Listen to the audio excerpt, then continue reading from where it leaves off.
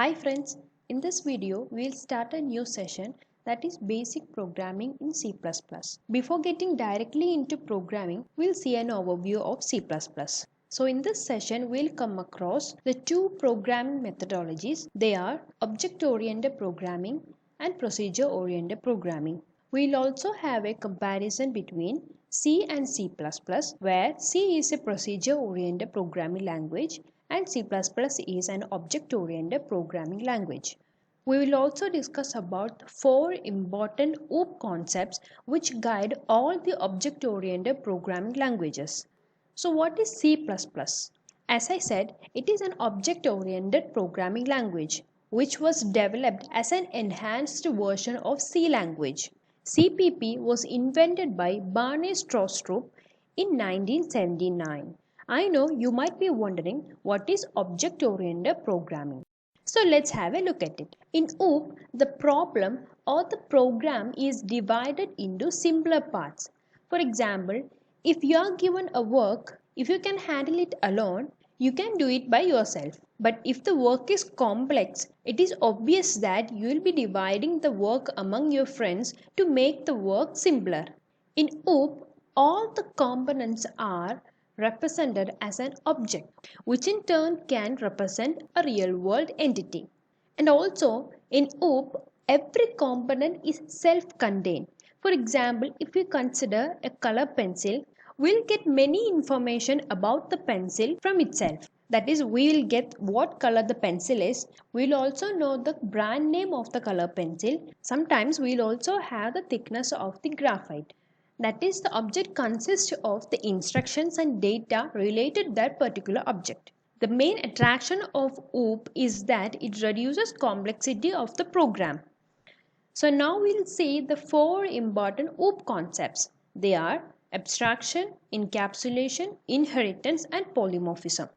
We'll discuss about all these 4 in detail later in this session. So now let's see what abstraction is. Abstraction means it shows only relevant data. For example, if you have a check and you have to present it before a bank to get the money, then you will take the check into a bank and they will provide you the money. But you don't know what all things are happening behind this process. That means the unnecessary details or the background details are hidden from the user. To make it more clear, I can give you a real life example. You might have accounts in online shopping sites. When you log in into your account using the username and password, you will get the home page. You'll see the home page with a click of a button. But what happens inside? The processes that happen behind this are not shown to the user. This is what abstraction is. Now we'll see the next OOP concept, that is encapsulation. It means binding data with the code. It is only through this code you can access this data, and hence the data is safe because it cannot be accessed from an external source. I'll show you an example. When you key a car, it moves. But there are many mechanical and electrical parts which are bound together to make this particular object a functional unit. It is only with the help of these mechanical and electrical parts a car is moving. Now we will see inheritance. It says it is an ability of an object to acquire some or all the properties of another object.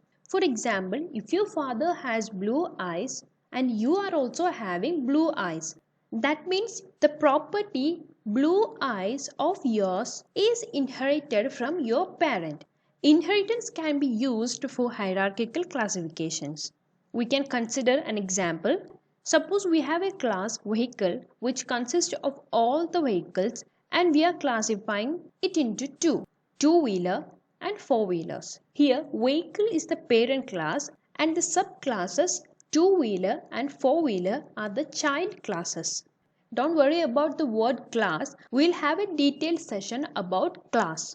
Now just consider it is just the classification.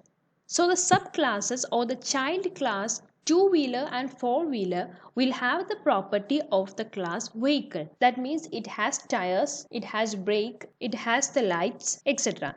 So now we are further classifying the two-wheeler class into a bicycle, a motorcycle. Here, both this bicycle and motorcycle will have the property of two-wheeler class. Now we are further classifying the class four-wheeler into truck and car. So both the truck and the car will have the properties of the class four-wheeler, which in turn inherits the properties of the class vehicle. The fourth and the final OOP concept is polymorphism. The word meaning of polymorphism is different forms. We can take the example of addition. Using the function addition, you can add two integers, two floating point values, or any two double floating point values. The function is the same, that is addition, but the action depends on the input we provide. The sum of two integers will be an integer, and the sum of two floating point value will be a floating point value, and the sum of two double floating point numbers is a double floating point value. That is, we can make the objects to behave differently based on the input we provide. I'll give you a real life example. Consider the gear system. You'll have different shift positions like the first gear, second, third, fourth, fifth, and the reverse. You'll also have a neutral position. Here, the function is the same, that is the gear shifting, but the action of each case is different. The action that occurs when you shift a gear to the first is different from the action that occurs when you shift the gear to the fourth. Now we'll see a small comparison of POP, which is procedure oriented programming, and OOP, which is object oriented programming. POP follows the concept of procedure calls, whereas OOP follows the concept of objects.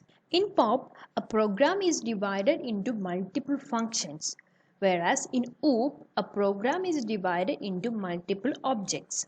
Since the code and the data are not bound together, the data is not saved in POP. Whereas in OOP, we have the OOP concepts like encapsulation, which make the data safe. Another problem of POP is that it does not support code reusability, whereas OOP supports code reusability. That means OOP supports using a piece of code again and again in a program. Examples of procedure-oriented programming languages are C, COBOL, Fortran, etc. And object-oriented programming languages are C++, Java, Python, etc. So far, we have seen what is C++ and the four important OOP concepts. We have also seen a small comparison of procedure-oriented programming and object-oriented programming. Hope you understood the topics we have discussed in this session. If you like the video, please don't forget to like, share and subscribe, and feel free to comment your doubts. Thank you.